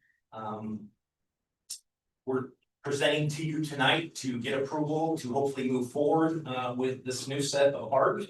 Upon approval, the art will be installed on September 1st. 2026 and in place through November 30th, 2026. Mark has up some of this. I'm telling you, I'm amazed every time I come up and do this, the artwork that we get, it's phenomenal. So there is some woodwork, there's also photography and some acrylic work, which is really nice too. So with your approval, our hope is to allow that to happen. All right, anyone send it from public comment? We don't have anyone signed up. Do we have a motion? Mayor Sherman, I move to approve the Shelton Arts Commission and recommendations for placement in the Civic Center rotating art gallery. I love that we do this. I love that we highlight the talent and the abilities of our community above and beyond your regular standard abilities. I just love that it shows the creativity and the diversity of the people that they're in fact proud to live in a place that has such a breadth. So anyways, I'm sure other people comment. Shelton artists take this opportunity to submit to this every quarter. And we rotate the art, and it's such a great addition to our art walk and what we're trying to do in the city, and make sure that we're creating human art and not automated, generated art, that we are being human by doing our art. So please do that, please make our lives a lot brighter by showing us your creations. I definitely want to encourage people to participate and put your artwork up. My daughters and I come through here and check out the artwork every time it changes. This month is really cool. They got a couple of cool little gray cats in there that I didn't expect to see. So always some kind of surprise in there. Thank you. I have a motion and a second to approve Shelton Art Commission's recommendations for placement in the Civic Center rotating art gallery. Favor say aye. Aye. All opposed? Okay, next up, we have interim public works director, Brent Armstrong, information on the Eagle side. Good evening, Mayor, Deputy Mayor, Council. I first brought this to you back on the 21st of July. Since then, we've had a bid opening on July 28th, so we have some bid numbers. This is the pressure zone improvements at both the upper and lower Angleside pump stations, so they can work together. We can free up water storage to help with pressure sustaining and also with the new developments coming in. This project is scheduled for 180 working days once we get the contract signed and move forward. We had 4 bids. The low bidder was $1,714,000, $494.38, and it was Rogland's Inc. The funds for this are supplemented mainly by Department of Commerce grants that our legislators go out and do really well for us when we apply for the grants and they fight for them for us. So appreciate that. And then we're also supplementing this. We have budgeted approximately like right on the number. And with this being such an intricate project, we're going to try and supplement some of the construction management and that. So you will see an additional around 150 that is purely contingent. We like to have some contingencies built into these projects because it did come in slightly above the engineer's estimate, but it was kind of a always moving number with parts of this project. So Well, the grant amount though, right? Still below that. it's at 1.9. 1.8, but we have to 1.8 was the grant. And then we have to supplement some of the design funds and some of the construction management funds. So if you have any questions about this, feel free. Right, we have anyone find it public comment on it? We don't have anyone signed up. We get a reading of resolution number 1451 and that's 076, please. Resolution number 1451-0726. A resolution of the city of Shelton, Washington, awarding a public works contract for the Ingleside Pressure Zone Phase 1 improvements to Roglands Inc. and authorizing the city manager to execute contract documents for contract number 26-011-LPW. Motion. Mayor Sherman, I move to adopt resolution number 1451-0726 as presented. We have a motion and a second to adopt resolution number 1451 that's 0726 as presented. Aye. Your question? This still gives the ability to provide 800 homes within the English part of town. Is that still the same? Yes, it frees up the water supplies. Yes.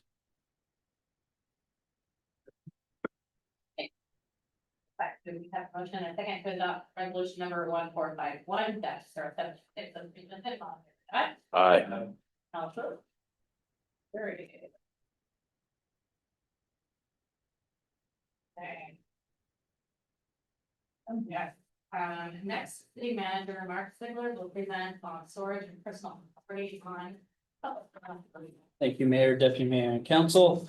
Bringing back to you, Shelton Municipal Code 8.70010 regarding public nuisances. This was brought to the council back on July 21st, amending this portion of the code to address storage of personal property on public property. And what this essentially would address is excessive materials, debris, inoperable bikes and things like that maintained on public property that may create health, fire, sanitation hazards, obstructs right-of-ways, building entrances, or emergency access routes, or interferes with the ordinary and or permitted uses of public space by others. With the adoption of this code amendment, staff will develop policy to better inform our community. This is not only for those unhoused, but those are housed, as many of you saw today in our tours. There's a lot of material stored in our right-of-ways from some of our houses that may end up just rotting and degrading in place or moving on to another property. And certainly there's the ability to inform our public that it's not the appropriate place to store those materials. So we would relish the opportunity to be able to inform our public to better take care of some of these materials, take them to the dump, or otherwise dispose them in another manner. The penalty for this, it would be a civil infraction. Anyone signed up for public comment? We don't have anyone signed up. We have reading of ordinance number 2042-0. Ordinance number 2042-0726. An ordinance of the city of Shelton, Washington, amending chapter 8.70.010 of the Shelton Municipal Code related to public nuisances. We have a motion.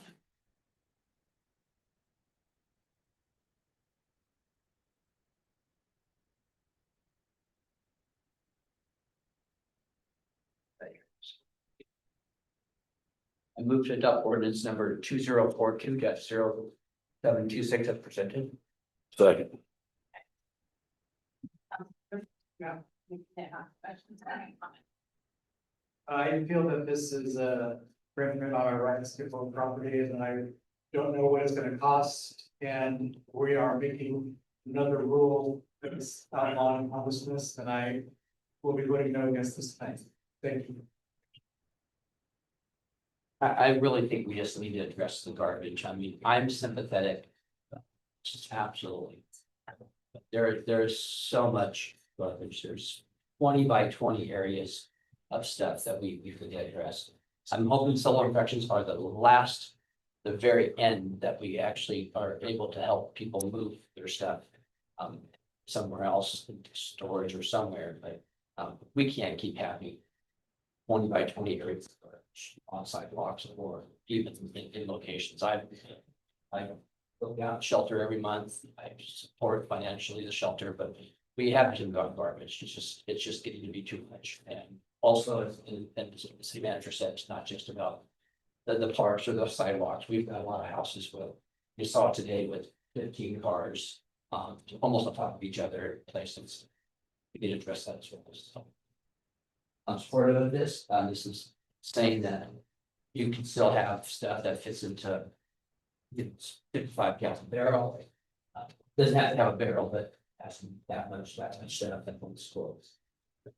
So it's time to address the so all these supporting this.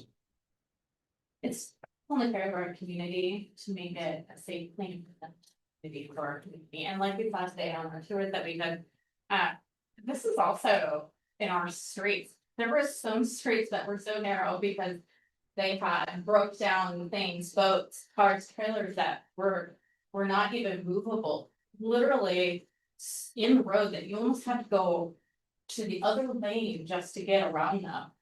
And that's not safe for fire trucks. That's not safe for EMTs when they they can't get around things that are parked in the road that are broken, that aren't usable. So this is more than people with their this is a lot, and we need to be proud of our community. If we want to bring people into our community and have pride in our community, we need to make that a priority to us, and we need to show that that's a priority. So I will be voting. Anyone else?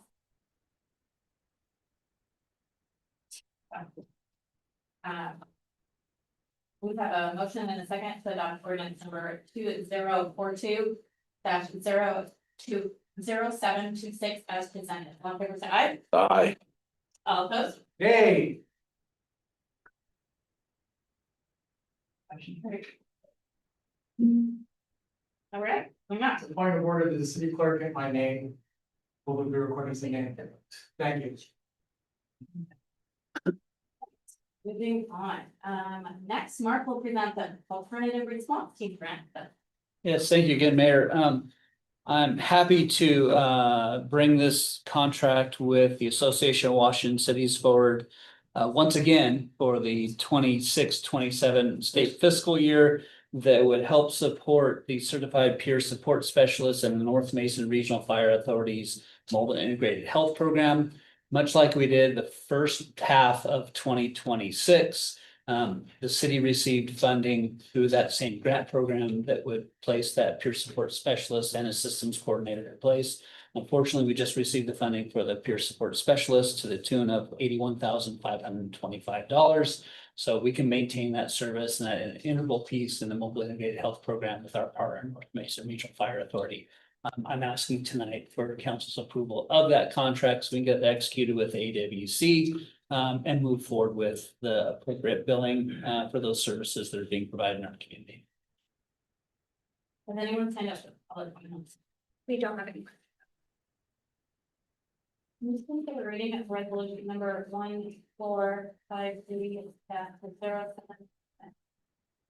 Resolution number 1453-0726 a resolution of the Council of the City of Shelton, Washington, accepting the Association of Washington Cities Alternative Response Team Grant.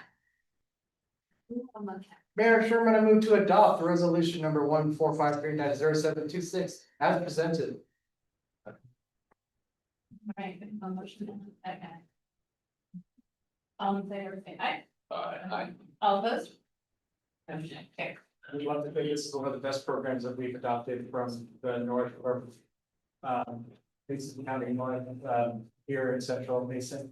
And I hope that we can find more funding for it in the future, more permanent solution and more permanent funding source.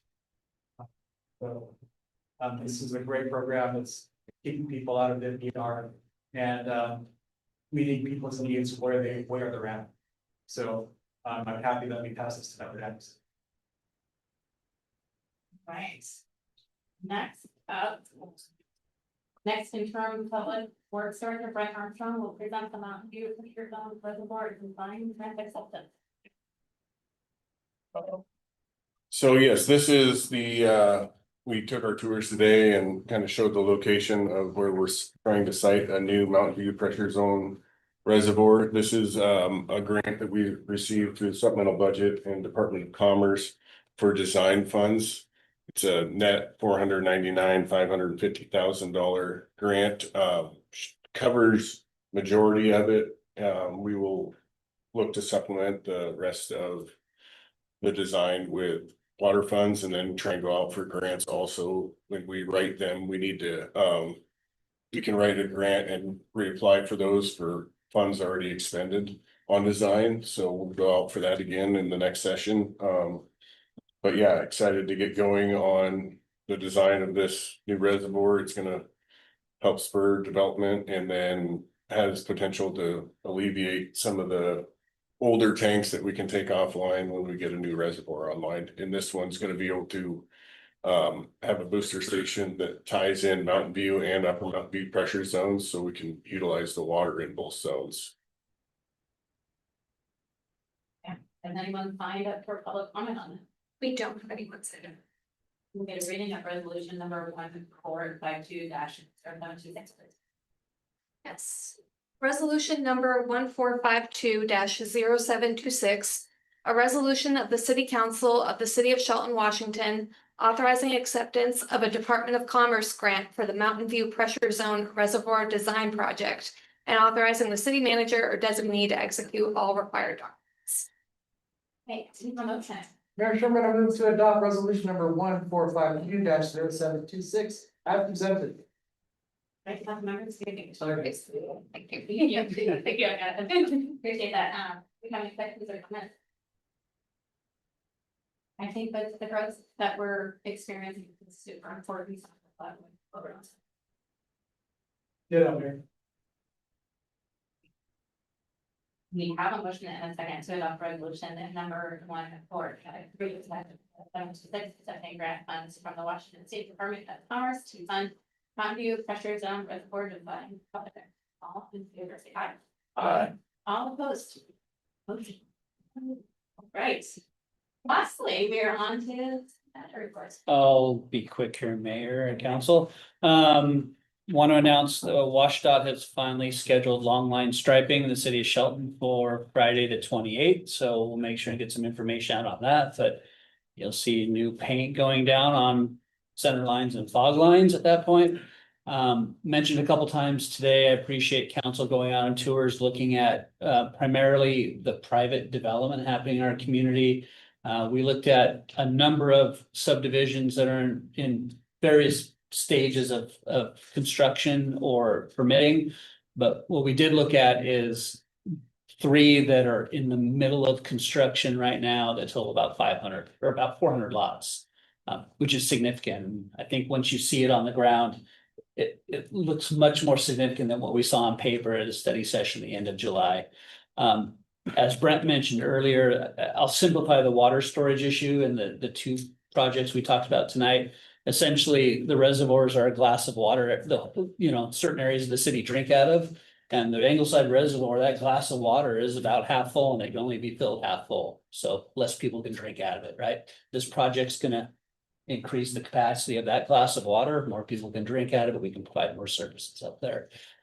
So it's really exciting. These projects are off and going. Our engineering team, as you saw today, have been hard at work in making sure the infrastructure put under the ground, and now that's going to go on top of the ground very soon. It's being done to meet standards that we are not at least accepting infrastructure that's going to cost us any more than we need to, right? It's going to meet our standards, and our team's done a lot of work to make sure that our standards are written as such that we're holding those developers accountable for that. The council, the application period for the open council seat is closed this Friday, the 21st. So that information's out there. I encourage anybody that might have some interest to reach out to me, and I'm happy to fill them in on that process and the role of council in our form of government. We also have open applications for lodging and tourism grant applications. We have executed a contract, and Mason County Humane Society is up and running. They're making some changes down the shelter to help their operations, some physical changes down at the shelter. And so it's might be kind of some fits and starts a little bit, but they're off and running. I've done a great job in taking over the dogs that we had in our care and getting them into homes and adopted out very quickly. So really appreciate the network that they have available to us. And I think it's going to be a much better resource for our community that's taken advantage of. Last thing, next week is our council study session. We're going to focus on the 2025 budget. We're going to focus on the general fund. Primarily because that's where general city services are housed, including all of our public safety services. So as always, the initial budget requests are much higher than what our projected revenue is for 2027. But we'll talk with council about priorities, the council strategic initiatives, and get some feedback from there. And we'll go back to the drawing board, start massaging those a little bit and bringing back to you a budget that is much closer to balanced, potentially with some in-fund balance, much like we did this year. So we have a number of strategic goals the council has addressed. And again, we'll bring that back September 1st for formal adoption with that council strategic plan. So we can attach that to all of our briefings and budget requests. I want to say thank you for explaining the water with a glass of water. That was a nice breakdown. And then thank you for reminding us about the open position and also the LTAC. Appreciate that. Any new items for discussion? I have two new items for discussion. First is, I would like to request a study session about holding two simultaneous elected positions. Because that might be, it's gonna be an issue coming in November. According to the results that were certified today. Secondly, I would like to move to bring the flock contract to a vote before renewal. Point of order, if I can ask the city manager when the renewal is actually in March, is that 2027? After further review, the initial contract was signed in September of 20. Was it 4 or 5? 4. And then March is when it became active because of the planning and permitting placement of the cameras. So that's technically when the contract became active, correct? Well, I would like to make a motion to put a pause in our contract tonight. And I was hoping to get a second.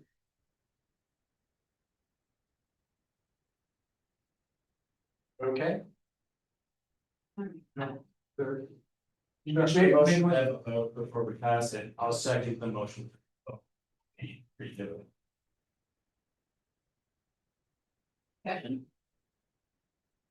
Yeah, we've got a long way on the lot. I fully supported it when we started. I think it's a great policing tool, but I also think that we are a government that directs powerful consent of the people, and I think that we have an issue with consent right now, and I think that requires a little bit more further consideration, especially when we're talking about policing people and what surveillance people are willing to consent to. So I'd like to continue the conversation with that. Well, since this is brought up, I did hear a few times tonight that we've not addressed any issues. We did address, we had a 2-hour study session 2 weeks ago, or is it? Last week. The last week? That's right. And we presented by our chief of police a great deal of information about readers. We were training how they're trained and many other things. So there is information out there. If you would like to watch that meeting from last week, it's out there. We had a lot of information, and I trust our police department to use Flock Farm. So. I think it wasn't an issue about trusting our police, it was that we're sharing this with everybody. And that was too much for not just myself and for obviously all our constituents here who are making a point to make public comment and spend 3 minutes of their time with a whole 2-hour meeting. But it's important enough for them to come out and speak. It's important enough for me to reconsider my position. I've reconsidered, and I don't think that this balances out with our privacy nor our safety. And our safety is actually being compromised. So that's why I would like to put a pause in our contract and make sure that we do not renew this in March. Anyone else have a comment?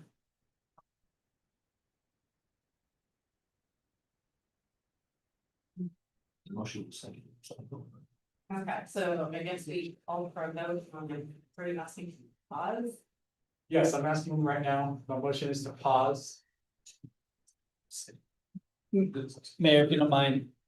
Mary, did you get the original motion? I got the original motion as pausing the contract, but then Councilmember Gutierrez, it sounds like you wanted to add also not renewing the contract is what I got. And I think that's what Councilmember Gilmore Okay. referenced, correct? If I have to choose one, I'd like to pause it right now. I might make another motion to not renew it if that fails. So we have a motion and a second on the floor. We're just trying to clarify that motion, correct? And the clarification of that motion was bring it back for a vote. I believe was the second that Councilmember Gilmore clarified. Okay, well, Does that make sense? Okay. so I will go with that, and let's bring it back to a vote. That being a later date Before renewal, I thought. before renewal. So I'll repeat it if you don't mind. So the motion on the floor is to for the council to consider at a regular meeting, because it's a vote, the flock agreement prior to the automatic renewal in March. I'll leave it as March because I don't know the exact date right now. So we have between now until March to make more comment, to make sure it's not renewed. Is that what we're deciding tonight? With my motion, just to be clear. Okay, that's okay. Okay, so let me understand, we have a motion to bring this back to a vote in a future meeting. Okay, if I may, that sounds like a different. I know. Yes, because I feel like it's been changed 3 times, or we need clarification of what we're trying to ask. Okay, well, I'd like to, let's go back to my initial one for the pause, and if that fails, then we'll talk about it later. But I'd like to make a pause right now. Well, remove your motion. How would you call it? I confused it, so Withdraw I your motion and then make new. his initial motion was a pause, I'll second the initial motion, we can have the conversation. To pause it and not use it today. Yes. I'll be letting you know on that. All right, so. From what I understand, you are. Apparently, read it for me. So I now have the motion that was originally brought forth by Councilmember Gutierrez, seconded by Councilmember Gilmore, as pausing the contract and not using it starting immediately. All right. Is there a second correctly on that?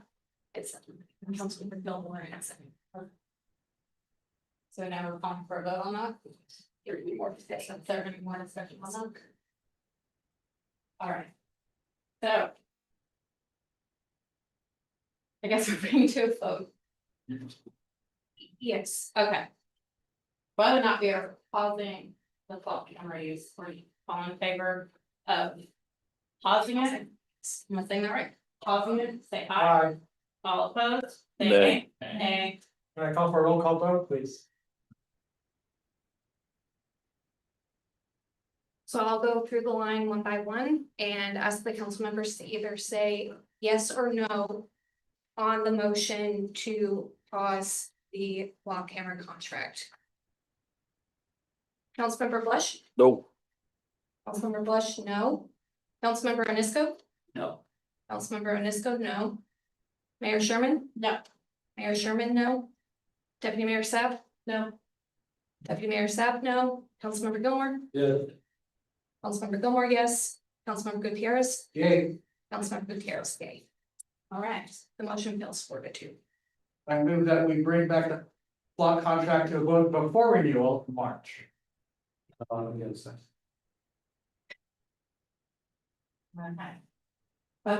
do we have that here?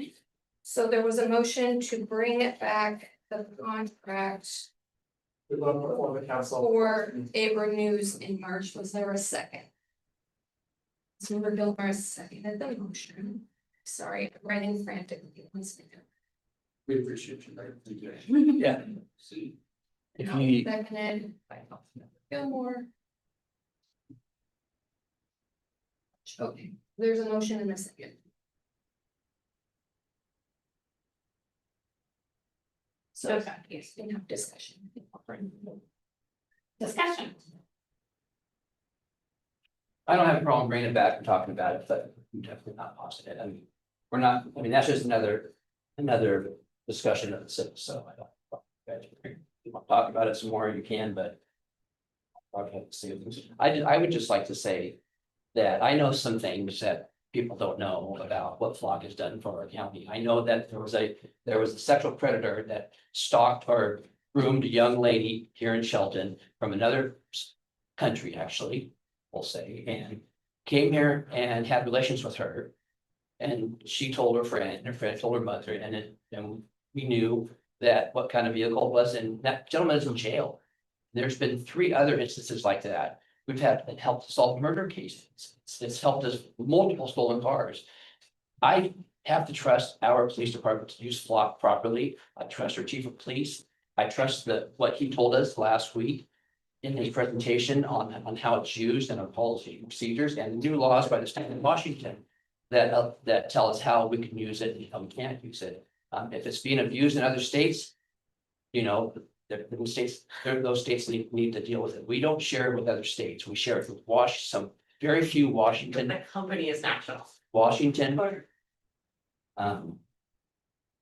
Cities and counties here alone. We don't share with anybody out of state. We've had a research, we've had a presentation. They want to talk about it again, that's fine with me. We can talk about it again, but if my daughter was missing, somebody put her in a car and somebody saw it with a yellow Camaro, I for sure want to find that yellow Camaro before my daughter's dead. That is all I'm saying. It is a tool for our police that would help us. You know, I've said it before here. Would Lindsey Ballman be alive today if we had flock cameras? Would Oakley Carlson be found if we had flock cameras? Would Tracy West be alive from the 80s if we had flock cameras? Who knows? But it is a tool for our police, and I think that if we need to rein it in more, let's do that. But I think it's a tool that we need to help protect our communities. So, thank you. I appreciate your. Yeah, I've spoken with a domestic violence victim in another city. She was abused by her partner and she filed a protection order. The person violated the protection order. She was able to get the block data and she was able to use that in court and get that person in jail. She needs them safe. I feel very strongly about keeping that children of our community safe, and it's emerging safe. So it's important to me to use this as a tool, and I absolutely agree with hate operation.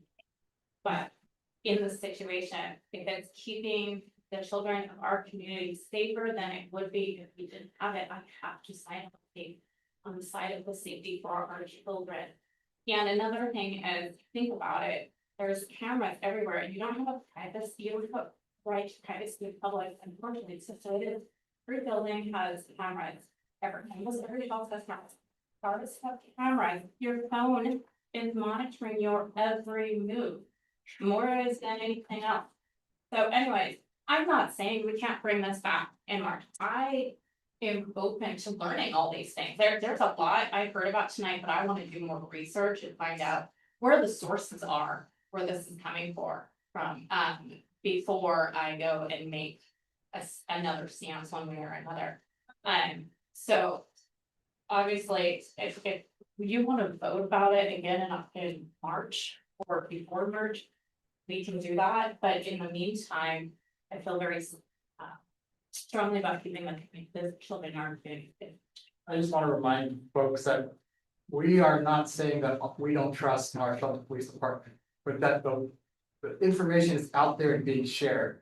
And we don't know, we do know that there have been at least 50 cases of other departments misusing this information, especially in relation to domestic violence. And so if we're actually doing a risk management way of. Okay, Miguel, can we do a point over for 1 minute? Let me make a motion to. Well, I was in the middle of talking about. We're gonna run out of time. Okay, okay, go ahead. I make a motion to finish the 15 minutes. Okay.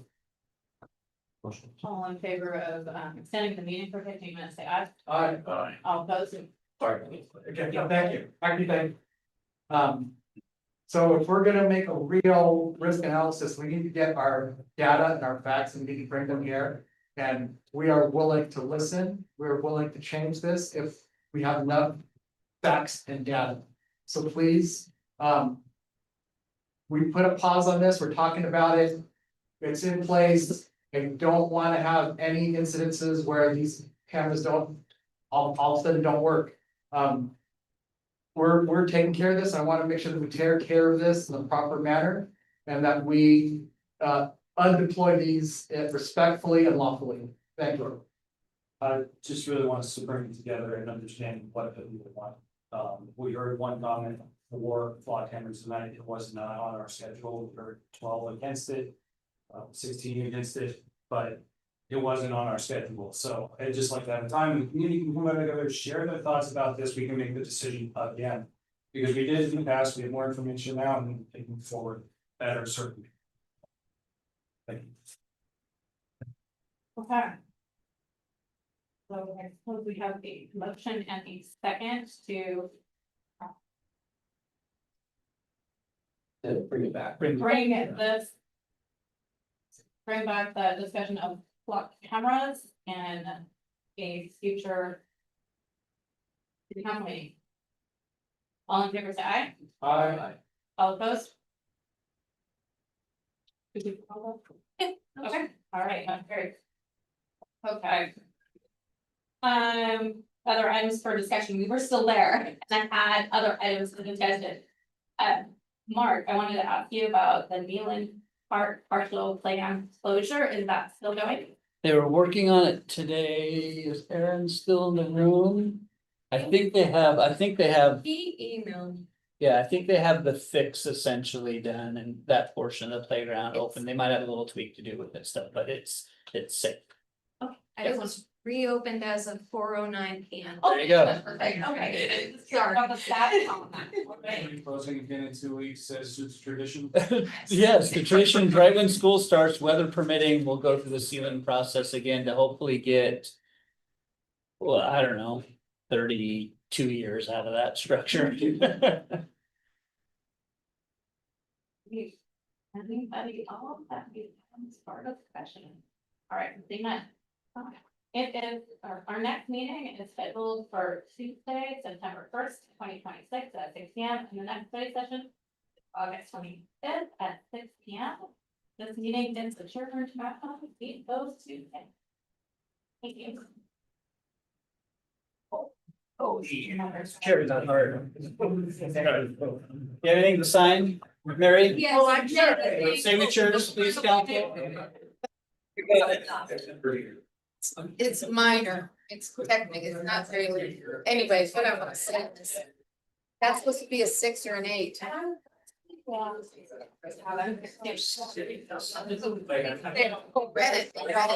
are gonna read those. Hello. Yeah, let me look at that. Yeah, good idea. I got it here. Okay, great. Thank you.